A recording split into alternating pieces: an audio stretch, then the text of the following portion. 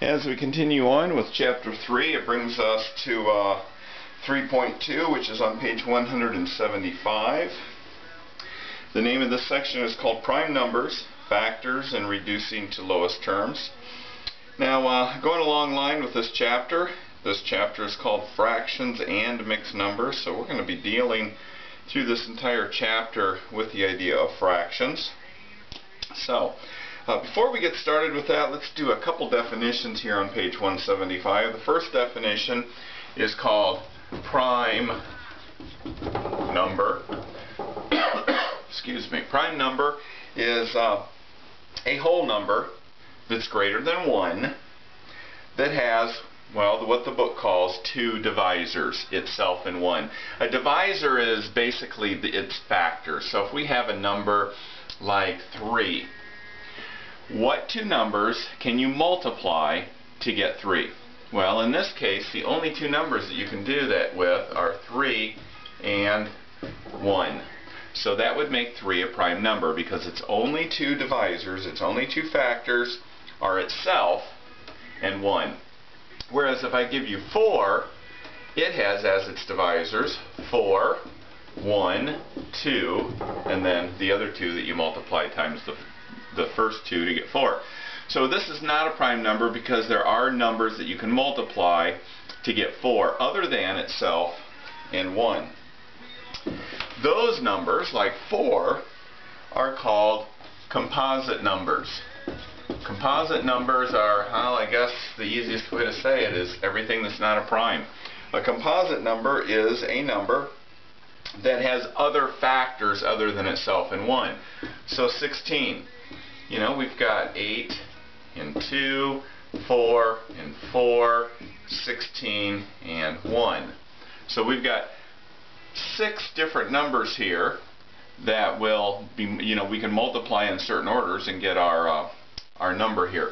So it's a composite number. If it were prime, it would just be this. Alright, so in this class, we're going to be reviewing a lot about how to add and subtract fractions. But before we add and subtract fractions, there has to be some things that we do to those fractions first in order for us to add or subtract. Now, one of the important things about a composite number is that a composite number can be written as the product of prime factors. Now that's a lot of stuff to explain there, so let's just slowly look at this one piece at a time. Every composite number can be written as the product of prime numbers, meaning if we have the number 8, all I'm saying here is that we can write this 8 as a product of primes, meaning a product is the answer to a multiplication problem. So I can write this as the product of primes, meaning I can write this as 4 times 2. Now, are both of those numbers prime numbers? The 2 is, the only factors it has is 2 and 1, so it's a prime number.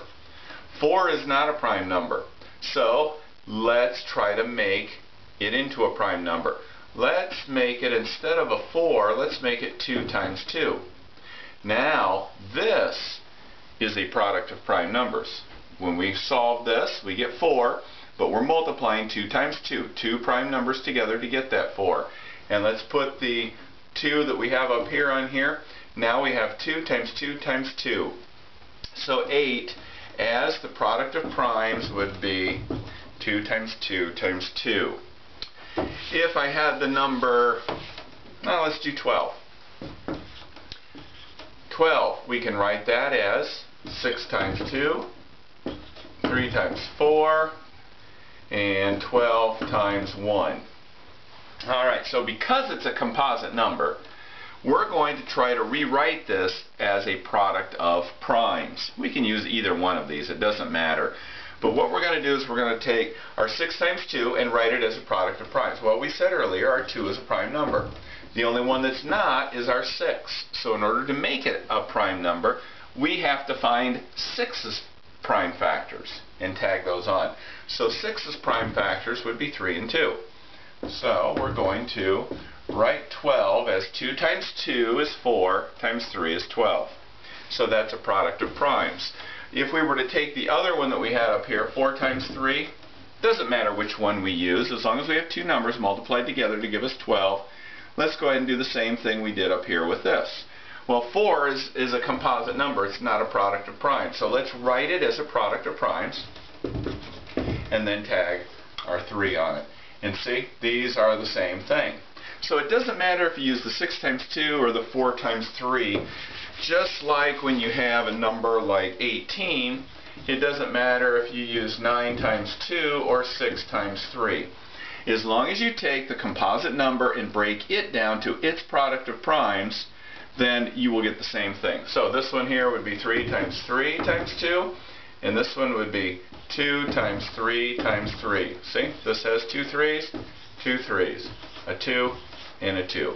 So it doesn't matter which one we use, as long as we are doing it correctly as far as finding the prime factors. All right, so let's look at a larger one, 108. Now, I really don't like writing it this way, 108, and then start stringing them out this way. Makes it kind of difficult to solve. So the way that I teach it is called a factor tree. Doesn't really necessarily look like a tree, but that's what they call it. And I put an upside down V here. And what that does, it says, okay, what two numbers do I multiply together to get 108? I don't care what the two numbers are, as long as when you multiply them together you get 108. Well, 108 and 1 aren't going to get you anywhere, so I wouldn't be using those. But 108 can be broken down into a 2 times 54. Whenever it's an even number, you automatically know that one of the numbers is a 2. So in this case, 2 and 54. So this is a prime number. We're done. We don't do anything to that anymore. This is not a prime number, so we're going to continue to break it down. Well, again, 54 is an even number, so I'm going to use 2 again. And with that 2, I'm going to put a 27, because 2 times 27 is 54. Leaving me with a 2 here. Circle it to show that I'm done with it. And now I have 27. I'm going to break that down. Well, I know that 27, two numbers that multiply together would be 9 and 3. Well, is 3 a prime number? Sure enough, so I'm going to circle it just so I know I'm done with it and I don't have to worry about it anymore. I can just worry about the numbers that aren't circled. With some bigger numbers, you're going to get this huge tree all over the place, and it's nice to know which numbers you're done with and which ones you're still working with.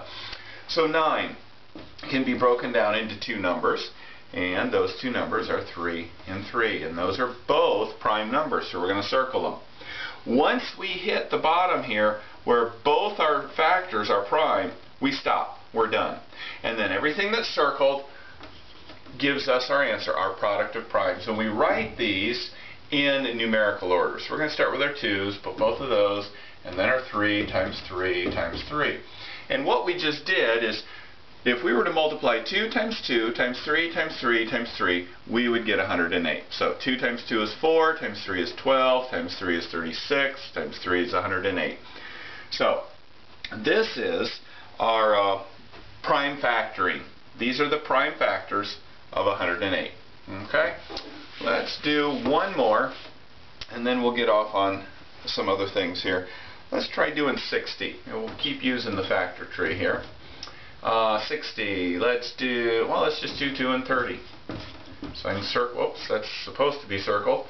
And 30 is an even number. We can break that down into 2 and 15. Okay, 15 is not an even number, so we got to find another number besides the 2 to make this work.